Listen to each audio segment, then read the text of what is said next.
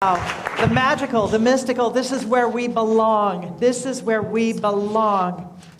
Okay, so my talk this week, because we're in July, and I've been talking about freedom, and it's about the freedom we allow ourselves, not that freedom that's allowed by others, because we have to start with ourselves, right? That's absolutely axiomatic. We have to start with ourselves. And the idea is that we want to be free from drama. Drama. All drama begins with story. All drama begins with the story we are telling ourselves. Brene Brown has a line that I use all the time, which is, I see something going on, and then I catch myself, or I try to catch myself, and the line is, the story I'm telling myself is. The story I'm telling myself is. This works really well, whether I'm stuck in traffic, or I am in line at the grocery store with my 10 items and somebody else has 57 of them. The story I'm telling because often the story I'm telling myself is, these people are just selfish, and they should, why are they all on the free, why don't they read the rules?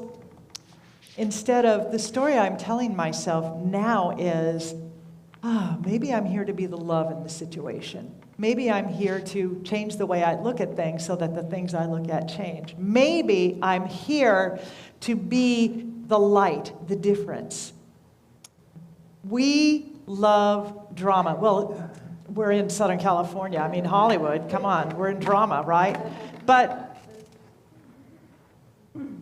we're in this quantum field, a unified quantum field of creation that responds and reflects our thinking. And that means if we are holding lots of ideas about drama, about being victim to the person in line with 57 items, or victim to the traffic on the 405, or victim to whatever the government is doing next. And believe me, they're going to be doing more stuff next, because that's how leaders work.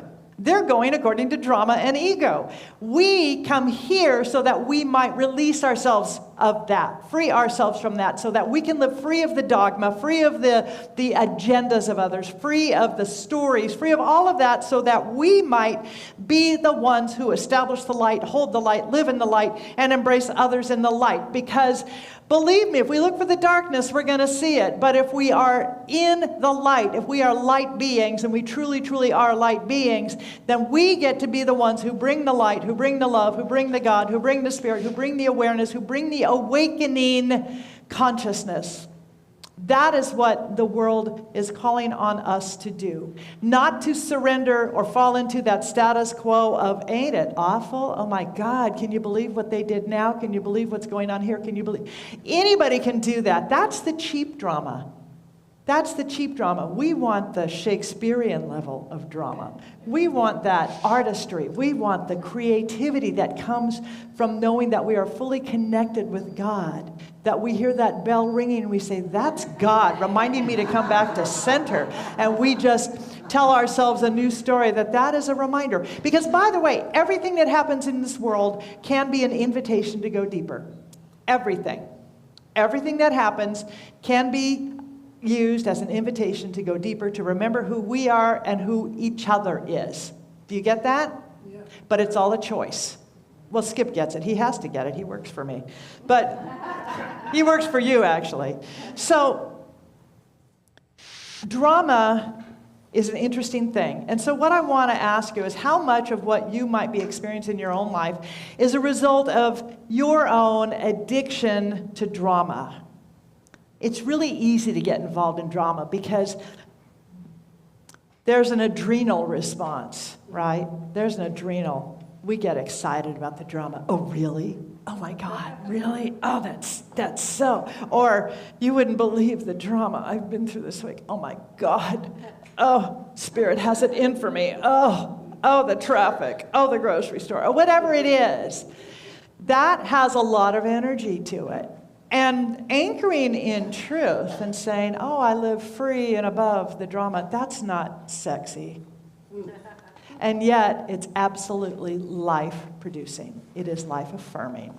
And it provides the space for more life to be experienced so that we might live according to that. Yeah? Does that make sense? Okay. So I want us to understand that it's not so much what happens to us in our lives, but how we are responding. We change the way we look at things. The things we look at change, right? How are we allowing intelligence to create through us? How much are we allowing? Because that intelligence, that thinking, that in which we are resonating, energizing, and investing in, whether it be healthy, whole, loving, evolved, imaginative thinking, or the drama and the stuff that paints other people and ourselves as victims or as perpetrators or whatever that is, that's what's going to show up in our lives because it's a filter. And our intention for you, so we are dogma-free here, we are we have one agenda. That's that you come in, that you leave feeling better than when you came in. Because perhaps you were able to just find an element of peace within yourself. Not within me, but within yourself. I'm not here to be your authority. None of us is. None of us is. So the agenda is wholeness. The agenda is love. The agenda is growth. The agenda is expansion and realization that we are each divine beings in a divine spiritual universe that is governed by divine spiritual laws. And yes, we show up in our humanhood, and it's not wrong. It's not bad. We are material beings, absolutely, because that's how God celebrates itself. God needs a body. God needs a body. And I'm not talking about maybe you grew up with Sky God or somebody up here who is moody and capricious and wants to keep score. That's not what I'm talking about. I am talking about presence, the divine presence that surrounds and fills us. And whether you believe in God or not, what I want us to maybe move into a realization, or at least a willingness, to say that there is something greater than what I know and what I see. There is something greater. The oceans rise and fall. The sun rises and sets. The planets are in order. They are in orbit. This planet is in order and in orbit. Nature works. Nature works. And if that is your context for God, that's a really, really high context for God. That is St. Francis level kind of context for God. And if the word God is something that makes you feel twingy and triggered, oh my God, please use another word. You're going to hear me say God because it's very efficient. It's very economical for me to say God. But if you need another word, call it life, call it love, call it infinite mind, call it great spirit, call it George. There is one life, that life is George, that life is my life now. Thanks, George. So we want, because all that matters is that we are responding. It doesn't matter what we call it, but we respond to the call within us that says there's something more. There's something more. And there's a lot more than the drama. This week, and this is going to be fun, so just kind of take a look around as I say this, I had to get a root canal. What's the story you're telling yourself? So I prayed with one of my prayer partners who happens to be a minister that morning. This was last Monday. And as we prayed together, her treatment for me was that I know myself as Spirit knows me, as God knows me, and that this experience that I was going to be going through called root canal was actually going to be fun. That it would be a celebratory, surprising celebration of fun, of good. And I went, I can do that. I can do that, absolutely, because it's all a thought. You know, what we are here to heal isn't the money, it isn't the body, it isn't the relationship, it's our thought about that and our value and our worthiness in it. It's a lot easier to do that, isn't it? Mm-hmm. That's why we work at the level of mind which sinks into the level of heart, of soul. And that's when we begin to see the demonstrations, the expressions, and the shifts in our own life. So I'm not here to melt the iceberg. That is my judgment. That is my thought. I'm here to change my thinking about that. Does that make sense? Okay, good. I'm glad. Sometimes I wonder if I'm actually saying anything that anybody wants to hear. So we prayed about the root canal. Now, it helps that I really like my dentist. How many people can say that? I used to, there you go. See, already the story is changing. I used to be a white-knuckle dental patient. Now I'm much better. And so I went in, and the worst part of any dental kind of thing, any dental surgery, is when they put the Novocaine in, right? That's the worst part. Because after that, you're just basically not even in the room. That's the thing that goes on. So as we were waiting for that to kick in, I sat there and I thought, what would make this fun? What would shift this in such a way that I and perhaps other people would say, I get to go to the dentist? What would do that? And I thought, spa treatments. Nails. Root canal mani-pedi. Right? Mani-pedi root canal. And I started thinking, that would work. That would absolutely work. So my imagination began to go. It took me out of the space of any residual fear or terror about having stuff done to my mouth and my tooth and all of that. And I began to come up with the colors for it, right? The nail polish colors, because you got to have that. So you've got root canal red. You have new veneer violet.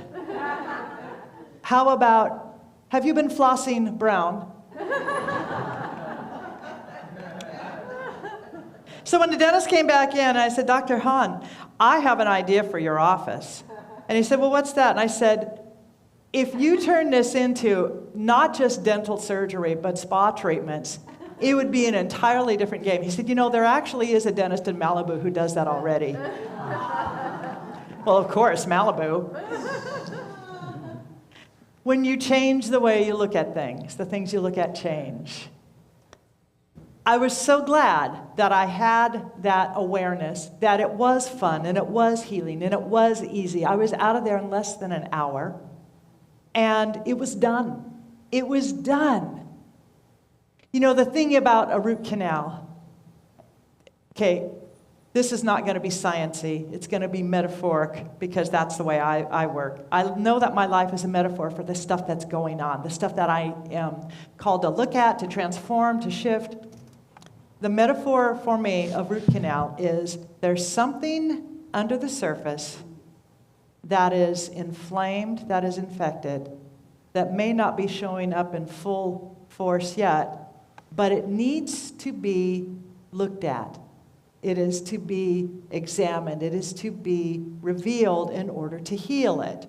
Now, we weren't entirely sure going in if I actually needed this root canal. We thought, well, it could be tender, just some tenderness from, brushing too hard or whatever. But let's make sure, because at some point I was going to get a permanent crown on tooth number 13. And I'd rather do that root canal now rather than go in later and have to, they drill through the tooth. Oh, okay. So, story. And as he got in there, and he said, yeah, there's something in here. It's really good that we did this. It's really good that we are doing this. That, for me, is what we do as spiritual beings. It's what I do as a minister when I'm counseling. It's what our practitioners do when they work with people, whether it's a 1-minute miracle or a prayer counseling session.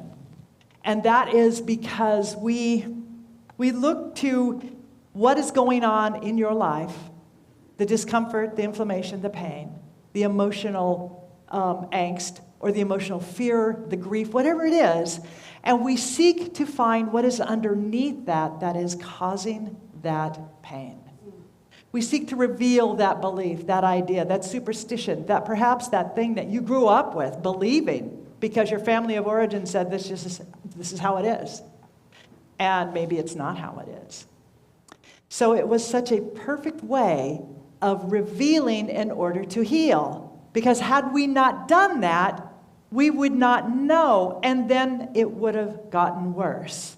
And we all know how this works. The belief is there, the idea is there, and it informs our lives in ways that we don't know, because it acts as a filter, it acts as an interpreting agent, it acts as that which governs and guides our lives. And if we don't know that what's guiding us is error thinking, as we call it, or a belief in limitation, or a belief in having to be a victim, or belief that all dentistry is painful, or whatever that thing is, then yes, all dentistry will be painful. then yes, you're going to be navigating your life in fear and not in peace. So it was such a profound understanding for me of how this can happen. And so I'm sitting in that chair and going, wow, my talk is done. My talk for Sunday is written. So it was a blessing on that level too, because it was already so clear to me. First of all, we avoid doing that deeper work. But when we are with someone who is aligned with the higher truth of our being, like a practitioner, like a minister, like someone who has done the spiritual work, then we get to, in a safe, respected, loved place where that person remembers who you are, we remember who you are and what you are, then you get to reveal whatever is going on that is causing pain in your life, that is causing grief, that is causing financial limitation, that is causing relationship pain, that is causing whatever that health thing is. When we can look at all of that, then we get to move into a place, a greater experience of wholeness, of healing. That is what we are here to do, because we are here, again, as spiritual beings, living in a spiritual universe, governed by spiritual laws. And we have not been left out here abandoned to just sort of stumble around and hope that something lands, right? I just had this weird image. When I was in high school and college, sometimes we'd go group skiing trips, right? And we take turns cooking. Easiest thing to cook, of course, is pasta. So we'd always know that when you throw it and it sticks to the wall, the pasta's done, right? I don't do that at home in my kitchen now. But that's the idea with spiritual truth. Throw it. Does it stick? Does it land? Yes, that's going to work for me. That's why I like to say here at the beginning of all of our services, if it doesn't land, if it doesn't work, if your pasta doesn't stick to the wall, if you're thought spiritual pasta, oh my God, go find a place where it does. Because you deserve to have that. So that is the idea here. We can choose I could have chosen drama.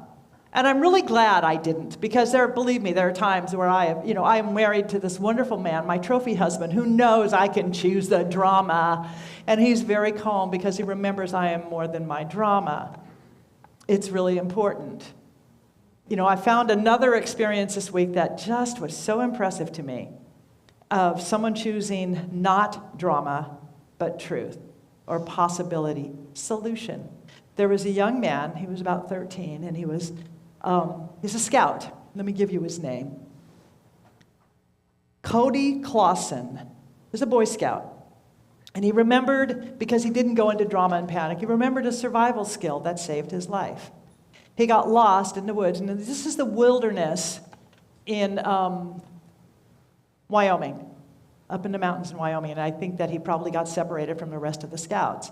Rather than panic, he heard a helicopter overhead, and he took the buckle from his belt and began to flash it, reflect it, reflect it, reflect it, reflect it. The helicopter found a place to land and rescued this young man and took him back. Now, the person flying the helicopter was Harrison Ford, who apparently, according to people who live in Jackson, Wyoming, does this regularly. He does it without anybody knowing that if he hears that there's an alert, somebody needs rescuing, medevac, support, he hops in the helicopter and he flies to help support. And then, who was that masked man? He gets them where they need to be, then he takes off again. Can you imagine moving from drama into solution? And here's the person who perhaps could personify drama, but without drama, lands and rescues you and takes you back to wholeness. This is what solution can look like. God always has a bigger idea. George always has a bigger idea. That there is so much more going on than what we think is going on. So we are working with this idea of quantum living, because we do live in this quantum unified infinite field that responds to our thinking, to our beliefs. So our work here is to make sure that what we are giving that quantum field to work with is anchored in wholeness, is absolutely based in the spiritual truth of who we are, not the mortal truth, the earthly truth, the CNN truth of who we think we might be. That we are giving this quantum field an idea of something that we actually want to experience more of in our life. This is why we spend a lot of time with the idea of gratitude. Because the rule is, the more you are grateful for something, the more you are given to be grateful for. Right? The more we have a sense of gratitude. And maybe looking at your life, you're listening to me right now and you're thinking, I can't even imagine anything in my life right now I can feel grateful for. Do you have the ability to breathe? Okay. Whether with assistance or not, that's a place of gratitude. Do you have skin on your body? Gratitude. Did you see flowers on your way in today? Gratitude. Did you see birds? Gratitude. Do you have fingers? Do you have toes? Gratitude. Maybe you don't, but you're still here, you're alive. Gratitude. Do you like kittens? Gratitude. Do you like puppies? Gratitude. Do you like giraffes? Gratitude. It's all about, can you find one thing? Because gratitude is non-selective. It's non-selective. Just that energy of gratitude, having that sense of, I am grateful. I am grateful. Oh my God, I am so grateful. That brings more of the creative love into your life, into our experience, because now we have shifted our ability to see that which pisses us off into that which makes us feel blessed. That's the idea. Because the quantum field responds to our thinking, responds to our beliefs, and it responds, as with the root canal, to that stuff that is buried deep below. We often don't know there's something there. I didn't know there was something going on with that tooth. Number 13. I didn't know. I suspected something was a little off. We all did, but until we got in there and did the deeper work, God bless science. And yes, we do believe in doctors here. We absolutely do. Ernest Holmes, who founded this teaching, used to say, take the pill and the prayer. Take the pill and the prayer. Because, man, if you are in pain and discomfort, it's really hard to go to a place of gratitude or peace. It really is. So we want to break the pain loop. We want to break the discomfort loop so that we can begin to actually look at principle and say, okay, what is there here for me to know? Because if we are so distracted by our pain, it's hard to do it. In fact, what happens is we get distracted by drama. Why do we have drama? Why do we create drama? What is the thing about drama? It is a distraction from doing the deeper work. It's a distraction, and it's a lot sexier than doing the deeper work, right? It gives you adrenaline. It gives you excitement. It's all of that, and you also get to be the center of attention. Anybody? No one here, of course, but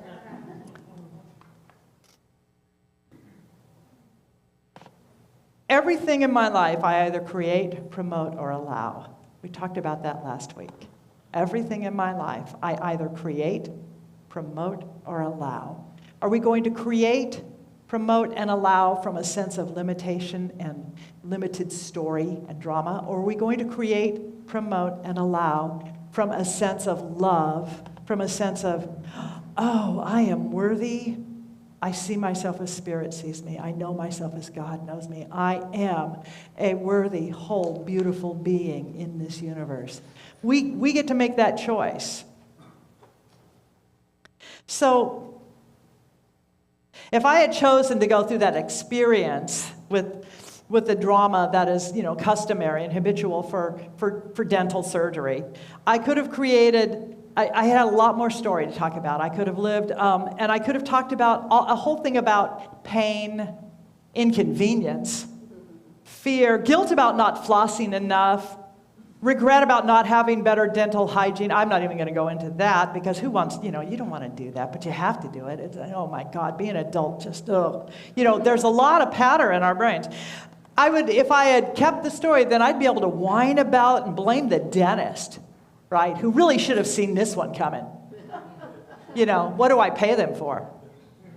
We could regret that the money could have been spent on something like a more pleasurable thing, like going to Monterey for the weekend or taking a trip to Nordstrom. And those stories are good fodder for more stories, right? Because the moment you tell your story, somebody else goes, oh, I've got a story. Oh, and here's what somebody else. So this is the thing of drama. You talk to somebody and, you might say, oh man, I'm really sad, my grandmother died. And that person says, oh, I'm so sorry, that reminds me of when my hamster died. Now, God bless the hamster, but come on. Let that person telling their story at least tell their story. Because we like to compare. Maybe my story is bigger and better. My dentist is bigger and meaner than your dentist. Or well, yeah, you want to hear about my dentist? So drama, some of us think if we let it go, then what am I going to talk about? What would I have to talk about? Drama allows escape instead of doing the work. It's energizing. But here's the thing. When I, bit by bit, bust myself in my drama, I dissolve yet another filter that has kept me from living an authentic life. I have broken through yet another thing that has kept me from living an authentic life. Drama requires story, but giving up the story moves me and opens me to glory.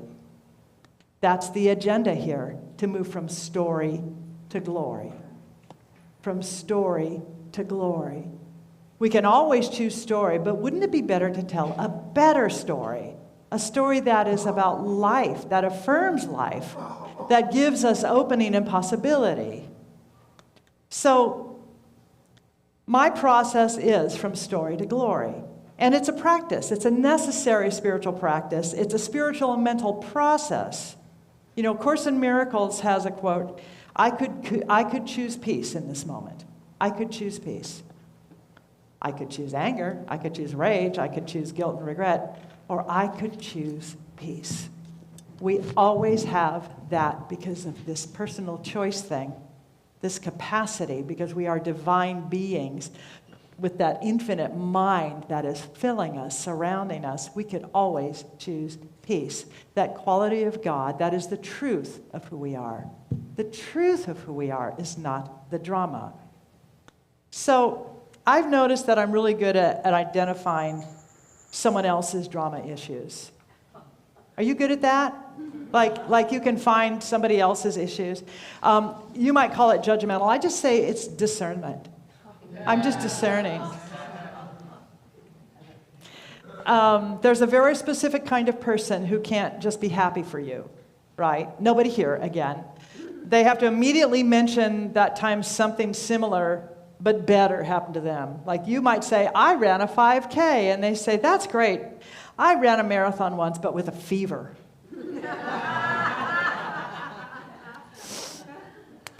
Envy is another thing. It's emotion where you can look at somebody else's blessing and immediately experience it as a personal insult.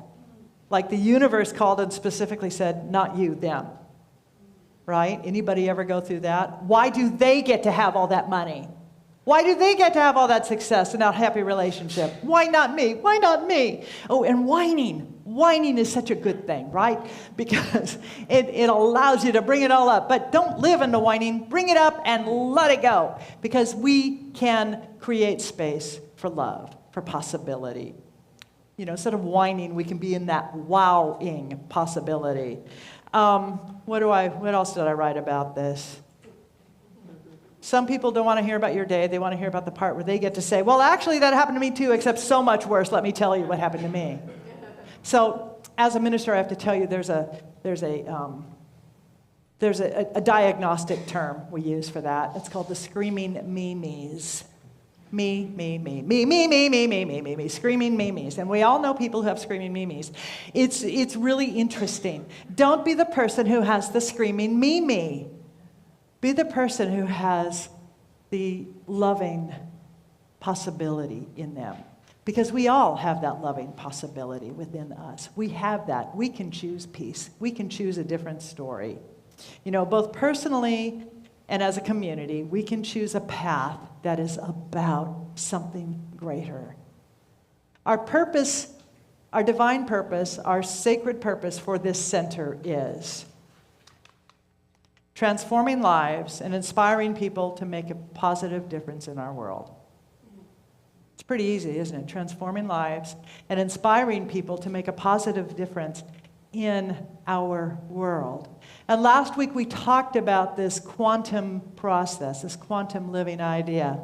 And it has four components. We wake up, we show up, we clean up, and we grow up.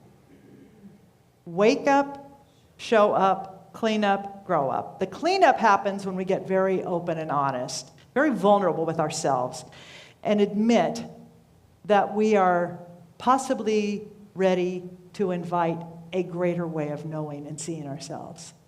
That's the wake up, the awakening, spiritual awakening.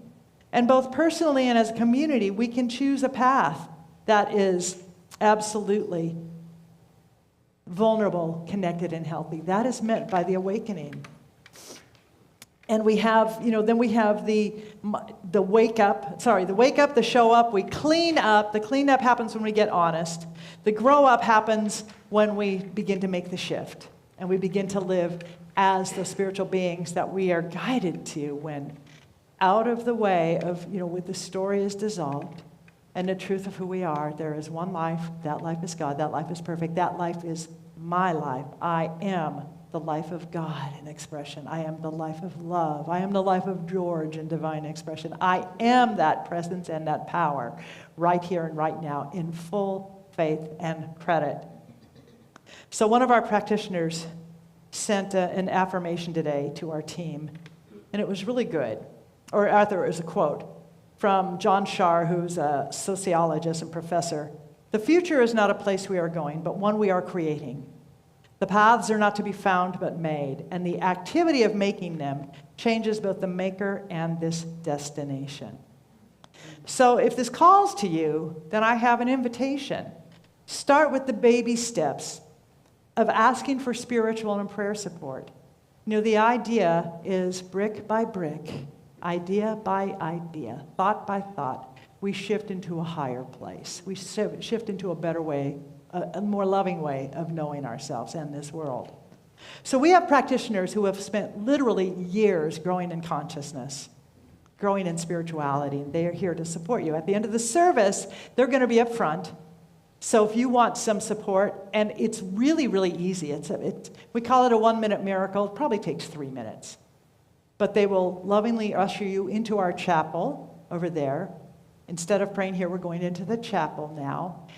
Or you can go right to that chapel. It's just across the parking lot. And they will lovingly know the truth of your being and affirmatively pray for you. So we offer spiritual counseling here, where again, we can help to reveal that root canal, but without all the pain of a root canal. And I promise no Novocaine is needed. We just dedicated a new place for spiritual counseling for our practitioners. And I want you to see what awaits you on your spiritual journey out of drama and out of story into a choice of glory. So I'm going to ask that our lights come down, and this is about 2 minutes. I would love for you to see the space that we have now for our practitioners and for you to be in spiritual awareness. Are we ready with that? We're going to put it up. We're going to put it up. Okay. There we go. Amazing. You will do amazing things. Amazing. Amazing. You will do amazing things.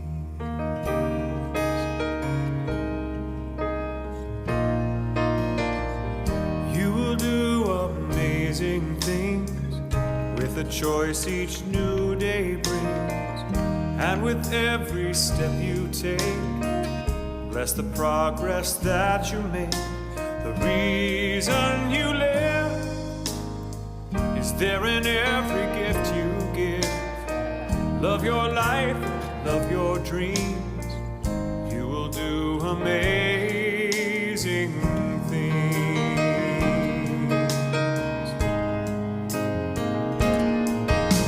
Amazing, amazing.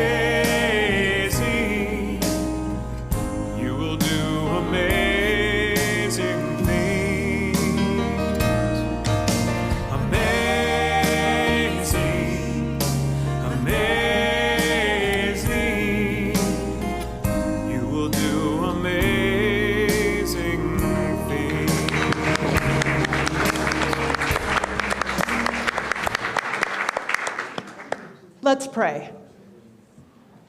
So once again, we turn within, recognizing that indeed we are not separate from that amazing. We are absolutely part of. It surrounds and fills us and brings to us all that we could ever need to know. We are informed by it. We are lifted up by it because we know that the truth of who we are is God. The truth of who we are is Spirit. The truth of who we are is love. So we allow for the opening. We are willing to be the opening for a greater idea. We are a conduit for the wisdom that is life itself. How wonderful to know this. And I know that this place is a blessing. It blesses each of us. It blesses each of us on our journey. And as we move out of this space, we are a blessing to others on their journey. How glorious it is to know that this place is blessed. We bless all churches, all paths to God, all ashrams, all mosques, all temples, all synagogues, all cathedrals. Wherever people gather, we know that the light shines brighter, that there is indeed always a bigger idea, a greater truth. And it is one of order. It is that divine, omnipresent order, omniscient order, omnipotent order. It is the omniactive order of Spirit itself. And we say yes to it, knowing that we are worthy, we are valued, we are the way God shows up in the world, and it is good and very good. So with gratitude for all of this, I simply release this word into the activity of law, of spiritual law, knowing that it is already forming. It is already taking place. Indeed, it is already done. We have simply recognized the truth that is, and the truth is God, here and now and always. And so it is, and together we say, Amen.